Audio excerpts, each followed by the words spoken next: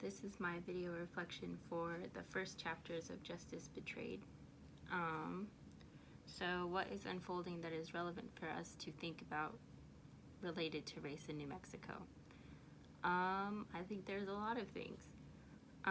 One thing that I found interesting was how the prosecution was treating Johnson kind of like he's guilty until proven innocent.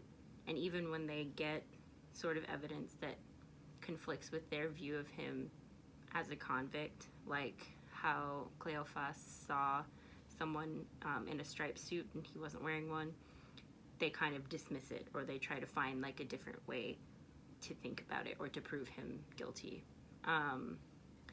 Another thing is that how he becomes just a general racial scapegoat for Santa Fe,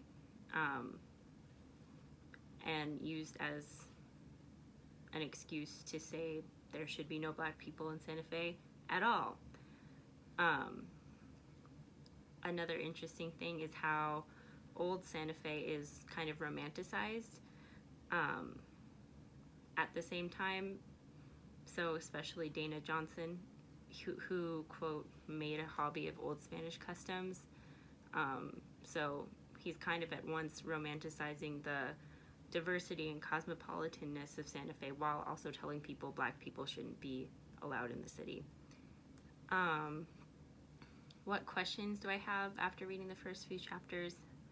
One thing that surprised me, just my own ignorance of the subject, was I didn't know there were white leaders in the NAACP. In my conception, I had never heard of that before. So I'm wondering like when that changed, like who actually started the organization. So that was just something interesting to me. And then questions going forward, I'm wondering if in the trial are they ever going to explain or discuss Angelina's strange behavior beforehand, or even look at other suspects, or is it kind of just going to be like, no, he did it, and because we all think he did it, and we're just going to convict him. So any new information for me here?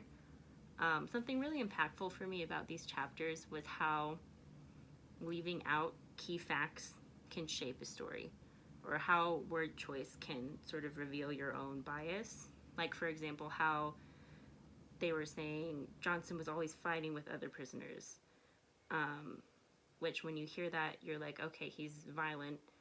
He probably committed this violent crime. But saying that he was fighting with prisoners makes it seem like he was the aggressor.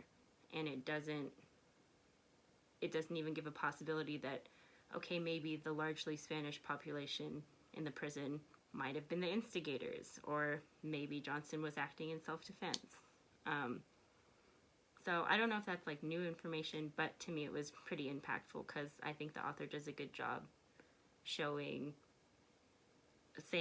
like how the story was painted at first, and then giving us all of the other possibilities or what he thinks happened.